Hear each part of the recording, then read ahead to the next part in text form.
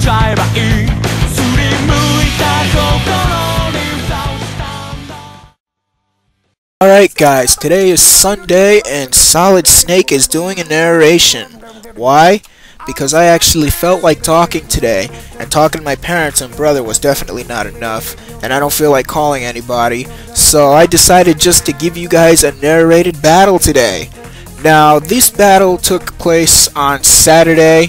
On Saturday, PBR was running rampant with Japanese trainers. There were more Japanese trainers online than Pokemon in my Pokemon Ranch, and I have about 400 or 500 Pokemon in the Pokemon Ranch.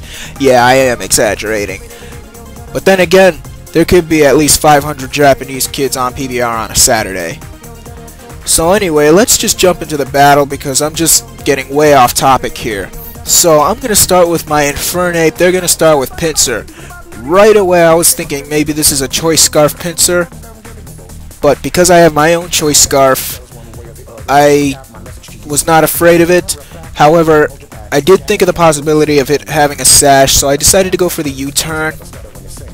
I didn't want to lose my Infernape early, considering that Pinsirs can learn Earthquake, and they usually pack it 99.5% of the time. That along with all the other moves. What were the other ones? X-Scissor, I think Stone Edge, and one more. But he went for Earthquake. That's not going to do anything to my Dusclops, because this Dusclops is built in hit points and defense.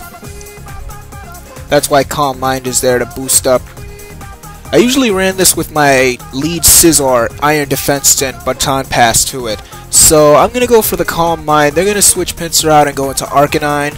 Now, I don't know what Arcanine's planning on doing. Most Arcanines I know carry Morning Sun. So if I see Morning Sun or Sunny Day, something like that, I'm going to know that this is most likely a Scholar. So I'm just going to keep Calm Minding up since I really need to do it. Now, I was actually thinking about replacing Dusclops' Hidden Power Dark. Or should I get rid of Ice Beam? One of you guys tell me. I'm thinking of replacing it with Shadow Ball. This Dusclops was made when I was on a spectacular winning streak. I hardly ever lost. But now I'm battling a lot better trainers, so it's time to really get rid of the handicap of Dusclops not having a stab attack. So the Arcanine set up the Sunny Day. I went for the Calm Mind. He went for the Flamethrower this turn, and it's still not doing anything considering all the Calm Minds I've got so far. I think I only had 3. But even so, that was still enough to prevent him from hitting me hard with Flamethrower with Sunny Day up. So here, I think I went for the Calm Mind again. I wasn't paying attention. But he's going to withdraw his Arcanine, and I believe he sends out Garchomp. Oh no, he sends out Shiftry. So I go for the Calm Mind. Why did I think he had a Garchomp? I didn't even see that on his team. I'm thinking of that other kid I faced with my Cresselia. That's why I'm thinking Garchomp. So anyway, I'm going to go for the Ice Beam here immediately, thinking this Shiftry is going to set up or something. So he goes for the Nasty Plot, and thank goodness I attacked here because that would have been a real problem. However, this Shiftry's got a Focus Sash. That's no surprise because Shiftrys are paper. Pretty much paper defenses. So I know I can take any attack that he throws at me considering the Calm Minds are up, even if it's a super effective attack. Unless of course he gets a crit, that's a whole different story. He goes for Dark Pulse.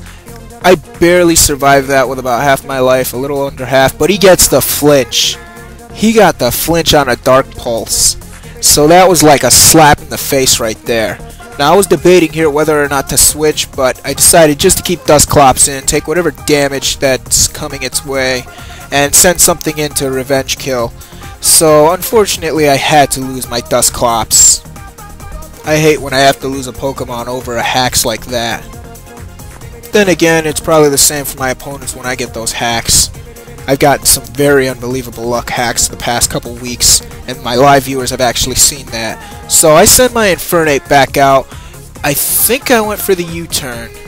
I wasn't paying attention again. Or did I go for close combat? Oh no, I went for Earthquake. I was way off. So I hit it with Earthquake, and that's going to take out the shift tree.